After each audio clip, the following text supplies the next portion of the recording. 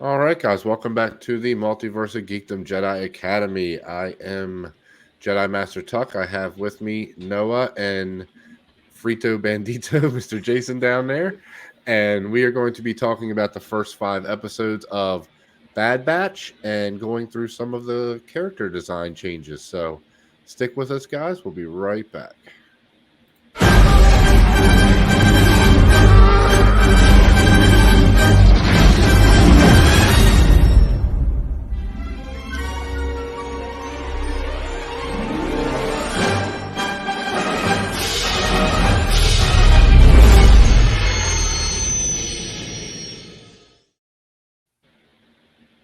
Before we get into this, guys, please like and subscribe to the channel. Hit the notification bell. We are on our mission to 1,000 subscribers, so please help us out there. But yeah, guys, let's just jump right into this. The first 5 episodes of Bad Batch. What do we think? I mean, as of right now, I'm enjoying the season. I do want a little more crosshairs, Mhm. development and kind of the story behind him, because I do think he's not going to be happy with just what we saw of him. He's not going to be happy with kind of the position they want him to play in their army. So I think that's going to be a real issue, and I want to see more of that. Yeah. But On a scale of 1 to 10, what would you give it so far? Yeah. All right, now you're putting me down there. I probably all Putting you on right. the spot. Yep. 7. You know what? 7. Okay. As of right now, I give it a 7, only because I can see the potential in it. As Yeah. long as they continue and develop some of the story and the characters, like I feel like we will be in for a treat for the rest of the season. Now, if they just continue on with the last 2 episodes have been a little bit more filler-ish. If they continue on with that, we'll have probably an issue. That's fair. No, I think I actually agree with you. I think I would give it about a 7 right now. Yeah. I think that's fair. Yeah. I was going to say 6.5 so far. Yeah. Okay. With the exception of, I think, the first, probably the second episode. I think the other have been. I'll just say I love the Crosshair episode. That Crosshair episode was was my favorite. Really good, really good character development. To be honest, this last episode kind of threw me for like a loop. I was, it had me it gave me the same kind of feelings as I was telling Don. It gave me feelings of like Indiana Jones almost. Yeah, where cool. They were, sure. I really enjoyed that aspect. And then of course when a freaking giant ancient robotic monster comes out of the ground out of nowhere. But I want them to just explain a little more about that, and I hope that's embedded in kind of like the story of this season, because if they just drop that on us and just be like, yeah, we're just gonna have this monster here and you guys are gonna know nothing else about it. I have a couple thoughts of that. Don, I wasn't sure the order of what you wanted to discuss. Oh no, go ahead. No, yeah, we can just talk about it. So from beginning when it opened, I thought at first they were going into a Jedi temple. Like I was so excited, and then because of the crystal and everything, and then it was just. But I mean, it was cool. It was a giant monster robot. As I was telling Don earlier, I thought that they were kind of kill switch. It was the kill switch. Was the treasure. I thought it was a kyber crystal, and I was telling him how they kind of mentioned Omega to be force sensitive. I thought that. I wasn't expecting them to get the whole thing, but maybe just a little bit, so she could maybe not create exactly a lightsaber, since that knowledge is probably lost, but a crude instrument to like either shoot, kind of like a like a knife or something. Yeah. Upgrade her bow. Yeah, upgrade her bow. Yeah. I definitely do want to see a little more character development from Omega. Because she has the potential. Like, she's what, Jango Fett's sister, right? Or Boba Fett's sister? Correct? Boba Fett's sister. I think. Yeah. Like, she needs to play a huge role in this story. Like, well, that's what the story should be about. I feel like who she is. Yeah. And I feel like I mean, I guess they're kind of developing that, but like. She's still, I mean, I guess she is still a kid, but she's still acting childish for someone who has been a part of, missions with what we would know as a death squad. Well, and I feel like even in this last, it was 2 episodes ago. It was episode 3, I guess. when she goes and tries to get the money, the payload, whatever, Mhm. the war chest, and it's just like she's still trying to prove herself, and it's like we went through this like 4 times in the Yeah. first season. Like we Yeah. already went. You're part of the group now. Like Yeah, that's why are we still hitting this beat? Where I think by this point we should be. She's not going to be obviously a part of the mission, but she should be trusted a little more by them by this point to oh, do for certain sure. things. And I think she does. I think but it's again, as a child, she's thinking of it as like her getting in the way when they're just trying to Sure. protect her. But I feel like you said, by this time, I feel like she would have stepped away from that role a little bit Yeah. more and kind of just been like, I can stand on my own. I don't not necessarily need their validation, but I already have it, so I don't need to seek it. Well, the thing is, in this season, at least, I don't feel like they're treating her as much like a kid as they did in the first season. Yeah. They're definitely treating her more as part of the group As and an just one of adult, the yeah, a little people. bit, So yeah. for her to still feel that way is just weird. It was just a weird beat that they repeated again, and I'm just like, why are we back to this Yeah. again? So I was really hoping in the filler episodes they kind of showcased her skills that she like gained from season 1. I mean, I Mhm. guess like maybe in the last treasure hunting episode they kind of did because she like Sure. noticed things that nobody else did, but I just think there could have been a little bit more there, you know. I agree because especially, um, I part of me wants to believe that they're setting up for something bigger. Yeah. Like I feel like the tech racing, that pod episode, I feel like they're gonna have to do something later on within the story confines, and they're gonna need Right. him to be like their racer, or they're like they need to get somewhere quick, and he's gonna be the one, something like that. I at least Sure. hope, because otherwise, like the pod racing episode was great, but like again, like Omega could have like really showcased some like strategy skills there, or just like really just done something more. I think it than would have been just be better if that she was side the one. character. Yeah. Yeah. Sort I of like agree. Anakin in the original pod racing, where no human can do it, but for some reason she's special that she can. Maybe they didn't want to do it that way because of Or that. You know what I mean? I Maybe get it, but people would they've feel like it repeat. was tacky. again, like to But me that's it like Filoni. That's yeah. Filoni. That's all of Clone Wars. That's Yeah. all of Clone Wars. So I agree. it's tough. I don't know. Go ahead, Noah. Sorry. I have two things. I saw something where like the previous episode, not this one, like it's setting up because the Bad Batch is supposed to be dead to the Empire, and Yep. people think that this will like Crosshair might see this film and see the face and he'll know his. I mean, he knows already that his old crew's not dead. Yeah. Right. And Yeah. secondly, like they keep going back and forth. Like, is the show about the Bad Batch or is it a show about Omega and the Bad Batch? You know, like, and I'm Right. fine with the switch, but like, I think a little more consistency Well, of like the group or the one person with yeah. the support cast. You know. Well, I think this show should have been more focused on their story of Yeah. why they're different and that kind of stuff, but also because you have to remember they're the first batch of clones. They're a Mhm. messed up first batch of clones. So her being so close to that because she would be one of the original versions of the clones too.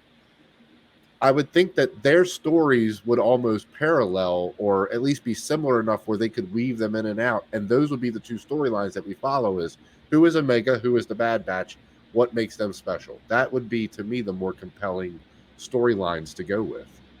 Where it feels like the things they sort of lean into is just like we got to keep helping what's her name do these missions, and it's like for what? Like what is that? What is that? Yeah. What is that getting you? Yeah, the whole Sid, alliance Sid, in the yeah, first sorry, season Sid. made a lot of sense for them because they needed to lay Right. low and they needed. But you guys are dead to the Empire. Like you guys really could just, and you settled your debt with her. You made extra money. Guys were set. You guys didn't need Sure. to really work with her and still like that. But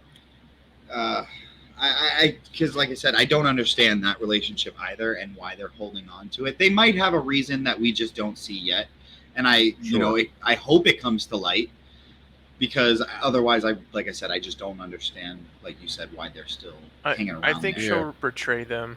They kind of like Yeah. hinted at Set it. that up. Yeah. Yeah, but at the same time, like when you're a bounty hunter squad, you're not supposed to like. Why would you be trusting anybody anyways? Anybody, Yeah.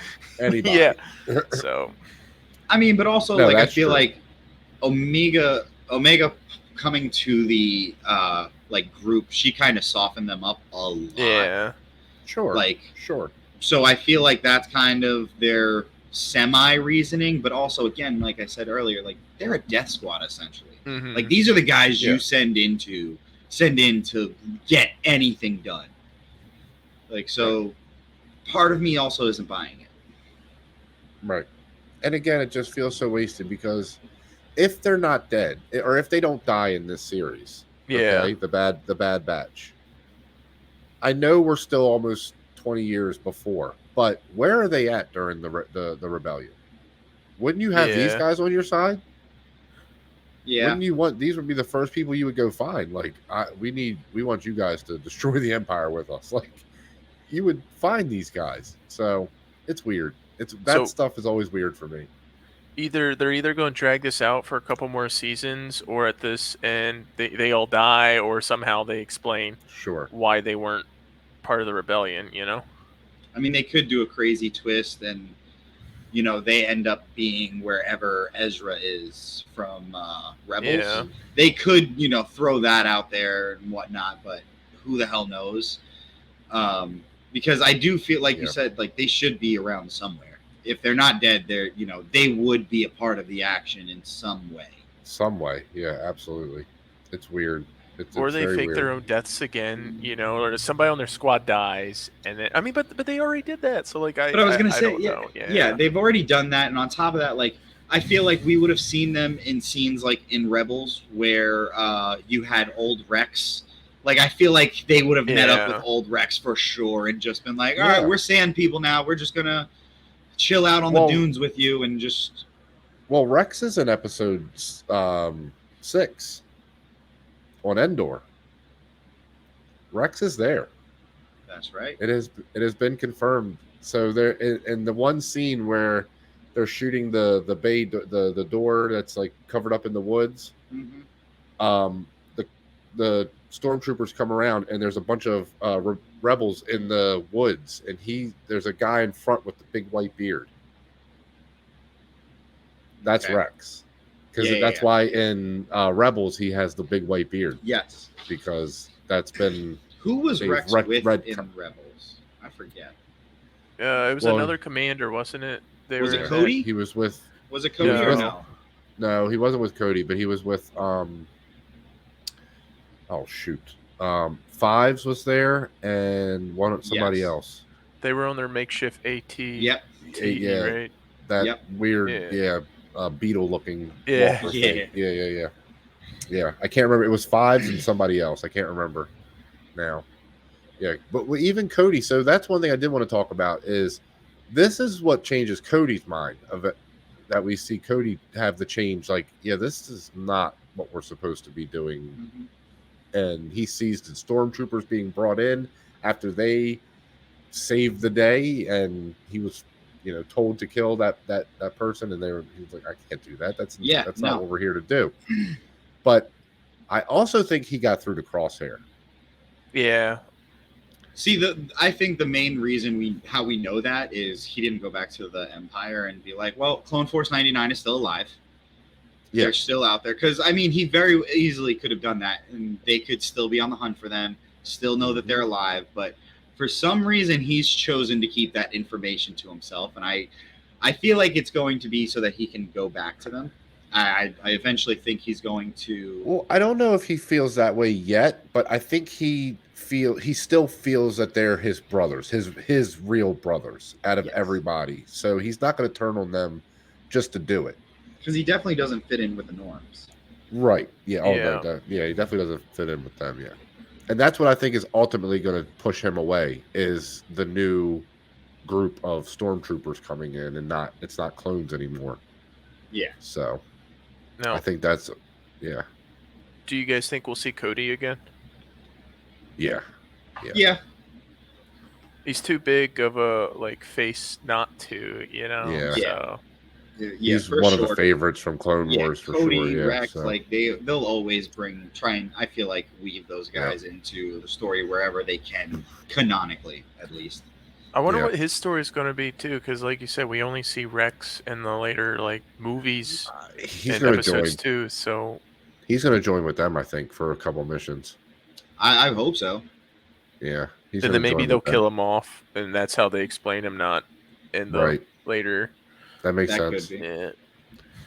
Yeah, because I think it's So- only 3 clones that are alive during the Empire Wars, or the The Empire Strikes 4, 5, Back. and 6. Yeah. Yeah, Yeah, 4, yeah. 5, and 6 time period. I think there's only like 3 or 4 clones that are alive. Well, at that we point. know of. Well, yeah, right. Yeah. Like I said, but it would just be hard for them to, I feel like, weave the Clone Force 99 into whatever story they've already set up without really explaining where the hell they've been. Yeah. So I truly feel like they're probably not gonna make it, unfortunately.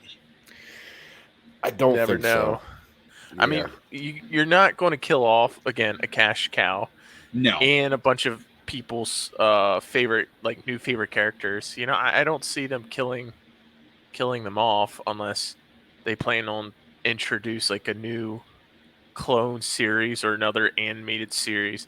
I just don't see, like, why would you introduce Omega, who's this young Well, person, if you don't follow her? I feel like through her Omega stages might be of her the life? lone Only survivor. one. Okay, yeah. I feel like, well, when I say Clone Force 99, I just mean, Rex, Tech. Yeah.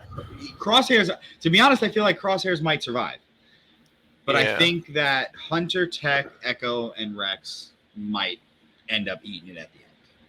Yeah. Yeah, that's a good point. And I feel like Omega will end up either, enlisting Crosshair's help and trying to fix whatever happened, and like that's where her story will continue. Sure. Or, her and him will be mortal enemies until one of them dies. Yeah, that's true. So one of the big rumors is that when they do the new movie series, apparently that's past episode 9, that Grogu is going to be in that somehow, some way.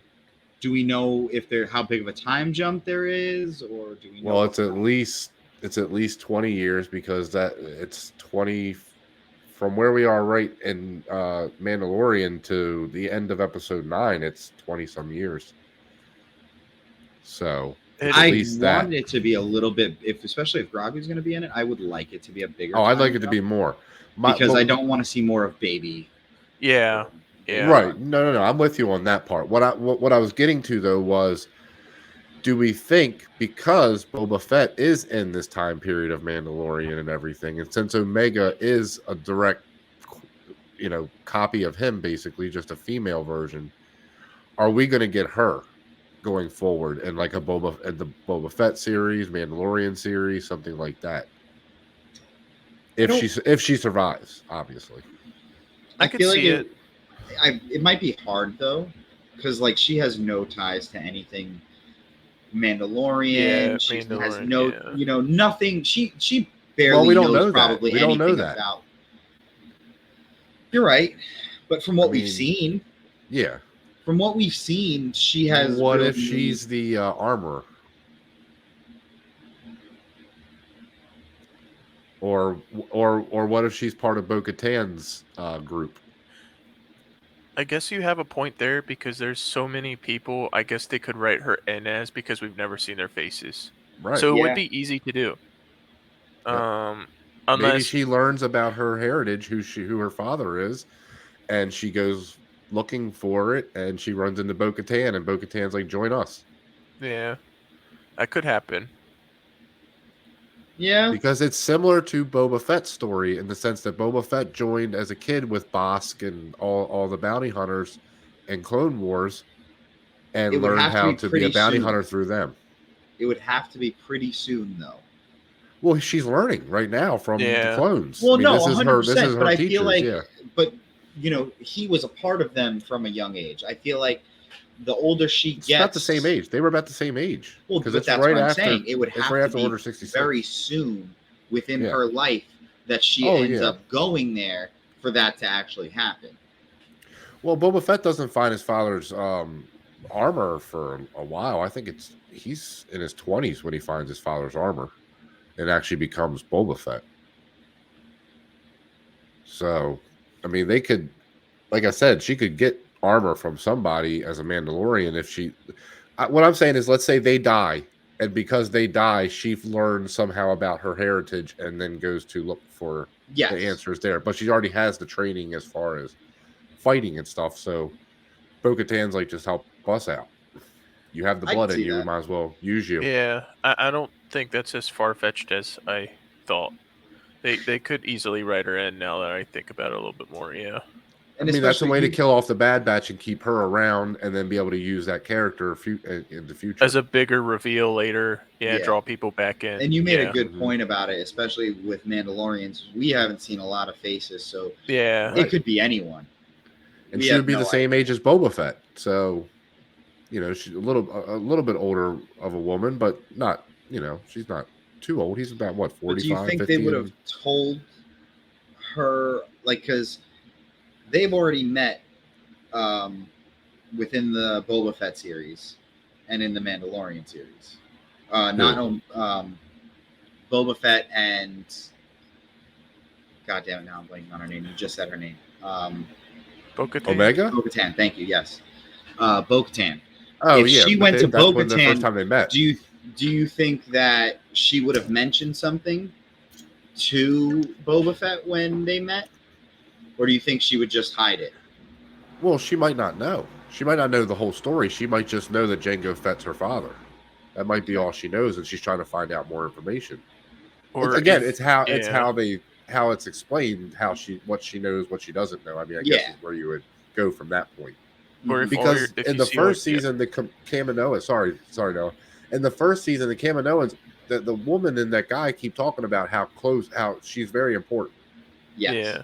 So there's going to be something with her that's important. We just don't know what. I was going to say, like, if you see your brothers die, which they could kill the Bad Batch off, like, you're not going to really want to talk about that part of your past, True. And, sure. So I mean, she doesn't have to, because she might suppress it. Like, she might not want to. So, like Don was saying, all she knows is that Jango's my father. What if there's an explosion that kills them all and she gets amnesia? That's another way too. That'd be cool. That'd be one way to do it. I mean, again, none of this stuff. It's probably not going to what happens, but you never know. Especially the reason I say that too is because this is Filoni, and he likes to connect everything. Yeah. Yes. So I don't see him making this character Boba Fett's sister without him having some plan of using her at some point. Especially because he brought Boba Fett back too. Yeah. So it just seems to me it makes more sense that he's setting something up for future. Because we know, look, this is a direct sequel to Clone Wars. Ahsoka is going to be a direct sequel to Rebels. I can't wait. It's season 6 of Rebels. I can't wait. So it just makes sense that if that's what he's doing, where whatever the next series he does in live action is the direct sequel to this. So who's the directors of Mandalorian? Dave Filoni and those guys? Favreau and Filoni. Well, no, they don't direct them. The directors were like... but they have input on it? They wrote everything. They wrote the entire show. Oh, they wrote it? Okay, so there's going to probably be some significant... Yeah, I see what you're saying. Yeah, the only thing that Filoni directed himself was... Well, Favreau did the last episode of each season. But Filoni did the Ahsoka episodes because he didn't trust anybody else with her. That's his he said, "This is mine. No one touch it." Yeah, so he didn't trust it. So he did direct the Ahsoka episodes, but that was it that he directed. So everything else was like, what's her name? Ron Howard's daughter, Bryce Dallas Howard, did a couple episodes. Mm-hmm. Chow, the one that did Obi-Wan, she did a few episodes. So yeah, they had a bunch of different directors on Mandalorian. Gotcha. Oh, did we lose Noah? No, I think he's probably doing something. He's in the Matrix. Right. But in a second, do we want to talk about the characters' changes and what they've their new appearances and their digs? Yeah, we're going to do character designs. Yep. Yeah, let's get into that real quick, and then we can wrap up, guys. Okay. So first is Crosshair. See, him specifically, I'll be real here. I liked his first one way better. Yeah. This one just seems a lot more just real cookie cutter. And I guess, that's what the clones are. And, that's what the Empire is. But it's just a little too much cookie cutter for me. Shows a little more despair, if you ask me. Like, I don't know. Maybe it just shows that. I think it's to show, like, maybe the growth or the differences between the first and second season. But to me, after watching the first episode, it's like he's changed, and I think that uniform basically expresses like how he is now. True. Sure. Yeah, I don't mind the change that much. Just weird how in this animation, man, they get the brush strokes in on the paint. Yeah, like it looks like it's brushed onto the armor. It's really cool looking. I really like that animation. But yeah, I think they went with the sort of all black for him in the new season compared to the red and black. Well, not even black. It's more like a dark blue, right? Like a really super dark. Oh, I blue. thought it was like black almost. Yeah, I think I think it's supposed to be black, but I feel like it's with the gray and everything. It probably looks like a shade of bluish. Yeah, it's just very monotone, like you said, cookie cutter, very monotone.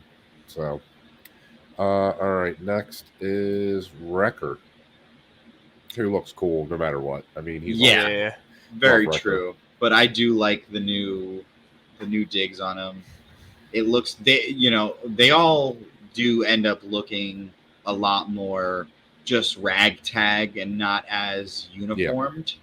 I guess, and I kind of like it for them because they're not this, really typical squad that you would ever have. Sure. Well, and they're lightening up the colors for them, especially because they're not part of the Empire anymore, so they don't need the dark, sort of imagery of these, like enforcement type people anymore. They're more of, just doing missions and kind of just being, on the low. They don't want to beat that. Like, just leave us alone.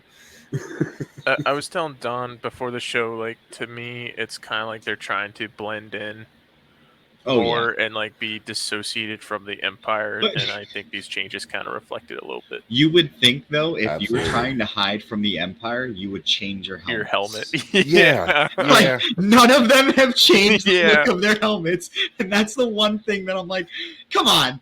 That's like, you wouldn't change that? Yeah. No, that's very true. Very, very true. Absolutely. All right, let's see. Hunter. Yeah, Hunter is next. I thought he looked relatively more so the same, Yeah. He kind of. Yeah, they don't look dissimilar. They just, the colors are different. The color patterns and stuff are different. That's more what they changed. Yeah. I do like his character. I'm waiting for a Hunter episode. I don't know that they've shown like a lot of his inside dialogue and monologue he's having with himself. So I guess if there's a filler episode with that, I'm all for it. Oh, he is Rambo First Blood all the way. Yeah, I love that character. I feel like he's the one that has the most like internal struggle, and we don't get a lot of it from him. Like this guy, I feel like because he's super analytical, so like he understands the his actions, what comes of them. So like I feel like he would be the one to be like, shit, we freaking did all this shit. Yeah, no, I agree. Yeah, he's definitely the most troubled, I think, out of all of them, except for Crosshair. Crosshair is obviously the most troubled, but except for Crosshair, I think he is definitely the most troubled. I mean, if we're talking about troubles, Echo's gone through a lot. I feel like but Echo feels like he's moved on. Echo's kind of just like, I'm for sure, he's moved on, but like. Yeah. I feel like there's been bits of moments where he has this like self-reflection that he's more kind of machine than man sometimes. Sure. Yeah, sure. Yep. I feel like Hunter has a lot more on him because he's the leader for the group. they're 0 for 3 when, like, they're supposed to be getting money and they go out on Yeah. all these quests and Oh my they God, failed the yeah. last 3. And I mean, Yeah. it's not only that, but I think he's still trying to process what happened on Camino a little bit. Yeah. That's Oh, for and I sure. feel like losing, Yeah. because I feel like I forget when they said it, but one of the episodes he specifically says we don't leave anyone behind, and I feel like him leaving Yeah. Crosshairs behind on Camino is something that probably weighed pretty heavily on him. Yeah. Oh, he definitely doesn't forgive himself. Yeah, or not himself literally, but himself just in the meaning that he Yeah. probably feels responsible. He For definitely sure. feels responsible for it. Yeah. All right. Next, we have Little Miss Omega herself, which now she actually looks like a bounty hunter or like a Yes. fighter of some I do type. So. like that she's actually like getting into the role more. She does seem like, she's now really technical with that bow and pretty Yeah. deadly with it. Yeah, she is. Yeah. The first episode I kind of liked when they were running away from the crabs. It kind of reminded me of Pirates of the Caribbean a little bit when Sure. Johnny Depp was running out of that jungle. Yep. Yes. Yep. I know exactly. Yeah. That scene where, and you could see where she was, using that strategy that we saw kind of a little bit of in the first season, where she was like, all right, they duck down when I shoot at them, so I'm gonna shoot at them, duck down, jump on top of one. You know what I'm saying? Like, you could see a little bit more of that, and I want to see more of what she's actually capable of. Yeah. Quick thing: is anyone else really concerned on like the match where they sit down and do the tabletop game? Who won? Like, obviously she won, but I wanted to see. Like, is anyone else curious on how that went? I just want to know how that game. Like, I just want to understand how it works. So when I'm watching it, I'm not like, "What the hell is going on here?" Yeah, I'm sure there are people that there are rules for that game, and we can learn it. I think they explain it a little bit in the first season, but I don't know that it matters enough to probably go not back and learn more about it. Dude, I'm still confused on that whole. It's like that chess, game. but not chess. But Yeah, chess. Because it's like weird. sometimes you can make one move, and then you see she makes a move, and it's like, oh, I'm gonna kill both of your people. Yeah, that's why I was. Yeah, I didn't see. I'm like, okay, that makes sense. No, I know what you mean, because I was thinking the same thing when that happens. I was like, wait a minute, so she can move twice? I haven't seen that before. I was like, all right. Sorry, random thought, guys. No, it's fine. Yeah, it's fine. So next we got Tech. More so the same. It's him without his helmet. Yeah. Tech is more of just the exact same. Yeah. I feel like he's been. I feel like they're trying to give him more of a personality this season, whereas before he just was really, cold. I guess like he was super more robotic. Yes, and I feel like this season they're making him a little more personable. Sure. Because he was the one in the pod racer thing, right? Yeah. And you can see at the end of the episode when he kind of like waved to the crowd. Like, I think he enjoyed that part.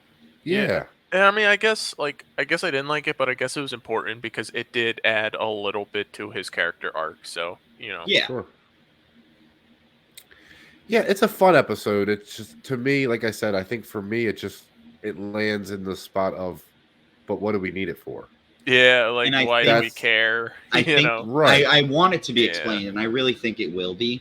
Like, I don't think they've had a bad episode yet. I just, again, the ones where I kind of walk away going, okay, but why do I need to know that? Is where I'm just kind of like, okay. So, yeah. And then last but not least, my favorite, we have Echo. Yeah, I mean, I love Echo's design. He's a badass. No matter what, Echo is probably my favorite clone besides, like, maybe Rex. Part human, part droid. Yeah, like, he is just like, he's come through so much. He's resilient as all hell. And no matter what, he gets the job done. Yeah. Yes, he does. Absolutely. And it's hard to like one member more than the other because they're all valuable. Yes. But they're all different enough. Yeah. Too. But I think the reason why I truly like him too a little more is like he was just a regular clone. He wasn't a special clone, and he had to go through something that most probably other clones or other people would have crumbled under. Yeah. Like his they story would is not tragic. be able to come back from what he's done and been through, and just been like, you know what? No, I still want to go out on these missions. I still want to be a part of a team. Like, yeah, I may look different. Yeah, I may be more robot than machine or something like that, but I'm a good soldier. I still want to do this. Oh yeah, no, absolutely. Echo's always been one of my favorites. So yeah, seeing him back in this, I really love that we got to get him back in this. So yeah, I've always liked that kid a lot because, like you said, his story is super tragic. It really is. God, and you Really see him because he was a major part of before he was turned into a part machine. I thought, and then yeah. What were you gonna say, Noah? No, I thought for sure after that mission where they found him, he was going to die. Yeah. Oh, yeah. I think everyone did. Everyone was Yeah. ready to cut Echo off and just be like, well, oh, he's another dead clone. Another loss. Yeah, like I mean, how many are you gonna kill? And we're just like, Yeah. okay. But no, his story is probably one of the deepest of all the clones. Like, no matter what. Yeah. Yeah, I would agree with that for sure. Yeah. Yeah, definitely, guys. All right, well, guys, I think we're going to wrap up for the night. Join us next week. We will be talking about episode 6, and hopefully we'll have some other stuff to talk about.